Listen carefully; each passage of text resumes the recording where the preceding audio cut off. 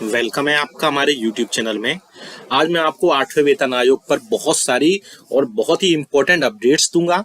मैं आपको बताऊंगा कि 8वें वेतन आयोग में क्या आपका फिटमेंट फैक्टर हो सकता है। सारा एक चार्ट लेकर आया हूं, डिटेल में बात करेंगे पूरा 8वें वेतन आयोग पर।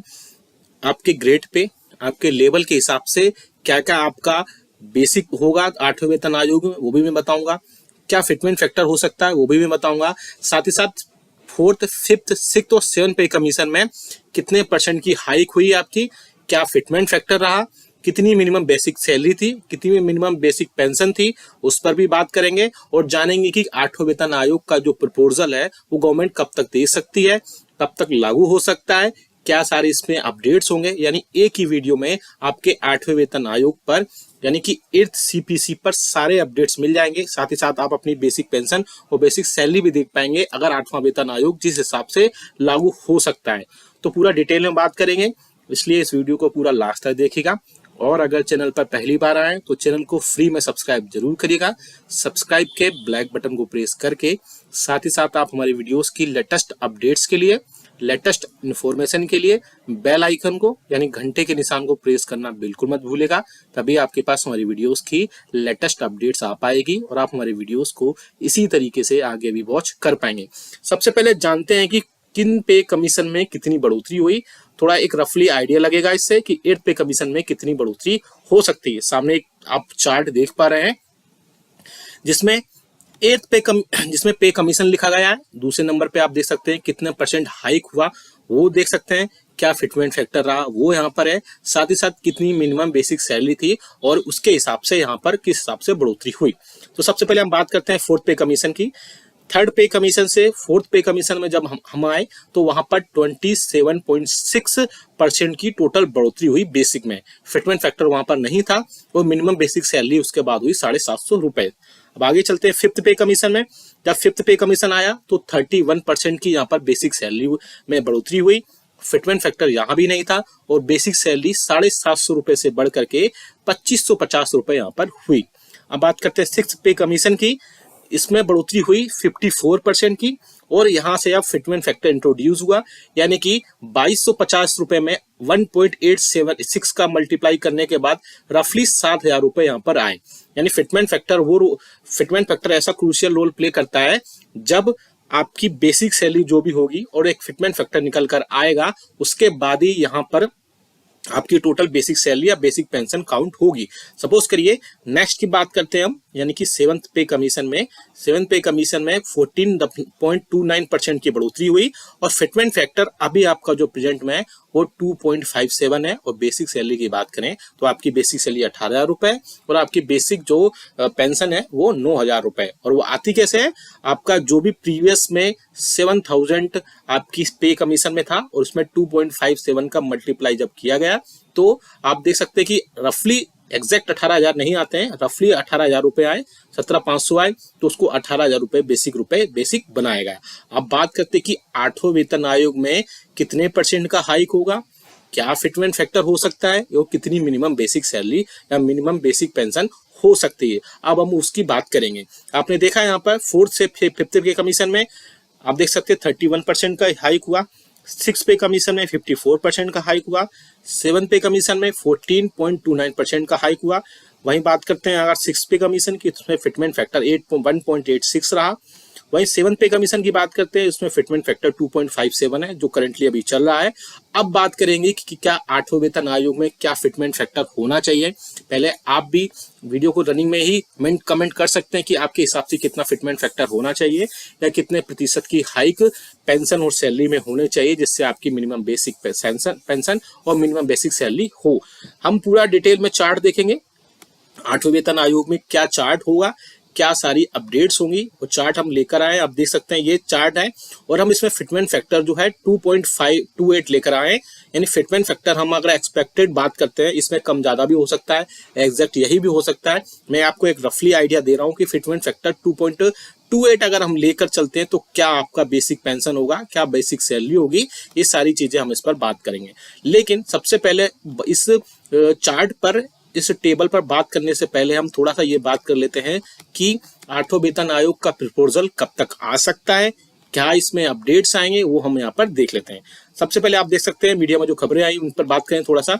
8th pay commission central government receives proposal expected to be unveiled in July 2024, यानी कि जुलाई 2024 तक सेंट्रल गवर्नमेंट एक प्रपोजल एक्सपेक्ट कर रहे हैं सेंट्रल गवर्नमेंट से। आप देख सकते हैं इसमें central government has received a comprehensive proposal to establish the 8th central pay commission CPC timed with the upcoming budget for 2024 expected to be unveiled in July. The proposal aims to review and revise the basic pay, allowances, pensions and other benefits for central government employees and pensioners. यानी कि जुलाई में जो budget session है, जो आने वाला budget session है, उसमें इस पर बात हो सकती है। आगे आप देख सकते हैं urgent call for the 8th pay commission. Mister Shiv Gopal Mishra, secretary of the national council staff side of joint consultative machinery यानी JCM for central government employees has urged the government to prioritize the formation of 8th CPC.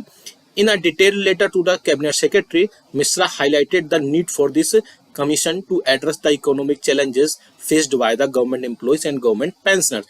तो आप देख सकते हैं कि जो NCJCM के secretary है मिस्टर शिवगोपाल मिश्रा, उन्होंने गवर्नमेंट को एक लेटर लिखा और लेटर में 8वें वेतन आयोग को जल्द से जल्द लाने की, जल्द से जल्द फॉर्म करने की बात कही गई है, क्योंकि इकोनॉमिक जो भी चैलेंजेस हैं वो बहुत ज़्यादा फेस करने पड़ रहे हैं गवर्नमेंट एम्प्लॉयज़ को और गवर्नमेंट पेंशनर्स को।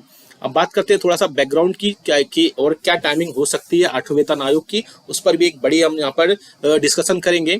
Traditionally, the central government commission is formed every 10 years to evaluate and recommend changes to the pay structures, allowances and benefits of central government employees, incorporating necessary adjustment for inflation.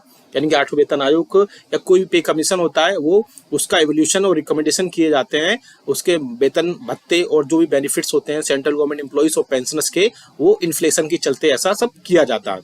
The 7th पे commission established by the prime minister on February 28, 2024 implemented its recommendation starting from 1/2016। आपको पता ही कि 7वें वेतन आयोग को गठन 28 फरवरी 2024 को किया गया था, जो कि 2014 को किया गया था, जो कि 1 जनवरी 2016 से लागू किया गया था। अब बात करते हैं CPC कब से स्टार्ट हो सकता है। The 8th CPC is proposed to commence from 1 जनवरी 2026, यानी कि एक जो आपका 8वां वेतन आयोग है एक्सपेक्टेड है कि 1 जनवरी 2026 से इसे एक्सपेक्ट किया जा रहा है। However, the government has yet to announce the formal establishment, leaving over 1 crore central government employees and pensions awaiting updates। आप देख सकते हैं कि जो सेंट्रल गवर्नमेंट के 1 करोड़ एम्प्लॉइज और पेंशनर्स है वो 8वें वेतन आयोग का इंतजार कर रहे हैं और देखना होगा कि कब तक इसमें क्या क्या चीज़ें अपडेट होती हैं। मोस्ट प्रोबेबली चांसेस है कि जुलाई तक इसमें कोई ना कोई अपडेट निकल कर आएगा और उसके बेसिस पर हम फिटमेंट फैक्टर के बढ़ोतरी होने के बाद कर्मचारियों, पेंशनर्स और फैमिली पेंशनर्स का 8वें वेतन आयोग का गठन हो सकता है। हम प्रोजेक्शन की बात कर रहे हैं यहाँ पर, इसमें कोई भी बढ़ोतरी या कमी हो सकती है। प्रोजेक्टेड है 8th पे कमीशन के हिसाब से अगर हम बात करते हैं यहाँ पर, तो आप देख सकते हैं 8th CPC for level 1 to level 5 fitment factor की बात करें यहाँ पर, क्योंकि मैंने अभी प्रीवियस बताया कि फिटमेंट फैक्टर ही सबसे बड़ा रोल, क्रूशियल रोल प्ले करेगा आपकी पेंशन, आपकी सैलरी में कितनी बढ़ोतरी होती है। तो आप देख सकते हैं हमने level 1, level 2, level 3, level 4, level 5 के यहाँ पर टेबल लेकर आए हैं, जिसमें 6 पे कमीशन, 8वें पे कमीशन में कितनी बेसिक आपकी होने जा रही है वो हम इस टेबल में बताने जा रहे हैं। तो आप सबसे पहले बात करते हैं लेवल 1 की। अगर आपका बेसिक इस टाइम पे 18,000 रुपये है तो आपका 8th पे कमीशन में फिटमेंट फैक्टर 2.28 के बेसिस पर 41,000 रुपये हो सकता है। वही बात करें इसमें आपका लेवल 1 में अगर आपकी बेसिक 18,500 रुपये है तो 42,000 रुपये आपका बेसिक हो सकता है। वही हम बात करें लेवल 1 में आपका अगर बेसिक 19,100 रुपये है तो 43,400 रुपये यहाँ पर हो सकता है। ऐसे इसमें बढ़ोतरी होती है, 19,700 है तो 44,700 हो जाएगा, 20,300 है तो 4600 हो जाएगा, 20,900 है तो 47,400 हो जाएगा, 21,500 है तो 48,800 हो जाएगा, 2200 है 50,200 हो जाएगा, 22 और 800 है तो 51,800 हो जाएगा। ऐसे ही करके इसमें बढ़ोतरी होती जाएगी। आप ये टेबल का स्क्रीनशॉट भी ले सकते हैं या फिर आप कमेंट बॉक्स में यस लिखेंगे, वहां से आप ये टेबल सीधा सीधा डाउनलोड कर पाएंगे। आप देख सकते हैं आपकी जो भी बेसिक होगी उसके हिसाब से आप यहाँ पर टेबल देख लीजिएगा और आप अपना जो भी आपका बेसिक है वो यहाँ से डाउनलोड कर पाएंगे। काफी बड़ी टेबल है, आप इसमें 40 कॉलम्स बनाए गए हैं। अब बात करते हैं लेवल 2 की। अगर लेवल 2 में आप अगर आते हैं और आपका अगर बेसिक जो है वो 19,900 है तो 8 पे कमीशन में आपका फिटमेंट फैक्टर 2.28 के बेसिस पर आपका जो सैलरी बेसिक होगा वो 45,400 रुपये होगा। वहीं अगर हम बात करें आपका लेवल 2 में 20,500 अगर आपका बेसिक है तो 8 पे कमीशन में 46,700 रुपये हो सकता है। वहीं बात करें हम 21,100 रुपये अगर आपका बेसिक है तो 48,100 रुपये हो जाएगा। और अगर 21,700 रुपये आपका अगर बेसिक है तो 49,500 रुपये आपके बेसिक होने की पॉसिबिलिटीज हैं। वहीं आप अगर टेबल को इसको देखें तो सारे बढ़ते हुए क्रम में आपकी 8th पे कमीशन में कितना टेबल होगा, कितना आपका फिटमेंट फैक्टर के बेसिस पर होगा, वो आपका हो सकता है।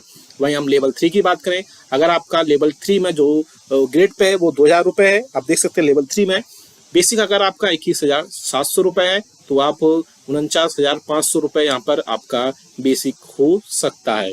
यहीं बात करें अगर हम आपका बेसिक 22,400 रुपये है तो 51,100 रुपये तक इसमें पॉसिबिलिटीज जताई जा रही है। वहीं बात करें अगर हम फिर से 23,100 रुपये इसका बेसिक है तो 52,700 रुपये बेसिक हो सकता है। लेवल 3 में फिर से अगर हम आपका बेसिक बात करें 23,800 तो 54,300 यहाँ पर हो सकता है। फिर से अगर हम बात करें 24,500 तो 55,900 आपका यहाँ पर बेसिक दिखाई दे रहा है। बात करें फिर से लेवल 4 जो कि ग्रेड पे होता है 2400, इसमें अगर हम बात करें तो 7 CPC में बेसिक स्टार्ट होता है 25,500 से। तो 8वें वेतन आयोग में 2800 ग्रेड पे होने के बाद 2800 फिटमेंट फैक्टर 2.28 होने के बाद आपका बेसिक 58,100 रुपये हो सकता है। वहीं 26,300 की बात करें, अगर आपका बेसिक 26,300 होता है तो 60,000 रुपये आपका बेसिक हो सकता है। अगर हम बेसिक की बात करें 27,100 अगर आपका बेसिक होता है तो आपका फिटमेंट फैक्टर 2.28 के बेसिस के बाद 61,800 रुपये यहाँ पर बढ़ोतरी हो सकती है। वहीं अगर 4th की बात करें, अगर आपका बेसिक 27,900 रुपये है तो इसमें 63,600 रुपये, और अगर आपका बेसिक 28,700 रुपये है तो 65,400 रुपये आपकी बेसिक होने की पूरी पॉसिबिलिटीज बताई जा रही है। अगर हम लेवल 5 की बात करें जिसका ग्रेड पे 2800 होता है, अगर 7 CPC में स्टार्टिंग लेवल 5 में 7 CPC है 29,200 होने के बाद 66,600 रुपये यहाँ पर हो सकता है। वहीं अगर 30,100 है आपका बेसिक तो 68,600 रुपये हो सकता है, और 31,100 रुपये है तो 70,700 रुपये हो सकते हैं। 31,900 रुपये अगर आपके बेसिक है तो 72,700 रुपये हो सकता है। 32,900 बेसिक है तो आपका 75,000 टोटल बेसिक हो सकता है। और वहीं बात करें 33,900 अगर आपका बेसिक है तो 77,300 रुपये आपका बेसिक होने की यहाँ पर 8वें वेतन आयोग में पॉसिबिलिटीज जताई जा रही है। ये बहुत अच्छी टेबल है। फिटमेंट फैक्टर ये 2.28 के बेसिस पर है, और अगर फिटमेंट फैक्टर बदलता है तो आपकी बेसिक पे भी बदल सकती है, लेकिन एक्सपेक्टेड है कि अगर 2 तक या 2.57 तक भी अगर इसमें बढ़ोतरी होती है तो पेंशन काफ़ी बढ़ोतरी हो जाएगी। इसमें काफ़ी ज़्यादा बढ़ोतरी होने की बात कही जा रही है, लेकिन 8वें वेतन आयोग में देखना होगा कि क्या फिटमेंट फैक्टर रहता है। आप भी हमें कमेंट करके बताएगा कि आपके हिसाब से कितना प्रतिशत फिटमेंट फैक्टर हो सकता है, और क्या फिटमेंट फैक्टर पर आपको कितनी बेसिक पेंशन और बेसिक सैलरी आपको चाहिए, आप हमें कमेंट करके जरूर बताएगा। और आप अगर इसको डाउनलोड करना चाहते हैं इस टेबल को तो कमेंट बॉक्स में यस लिख दीजिएगा, वहाँ से सीधा आप इसको डाउनलोड कर पाएंगे। और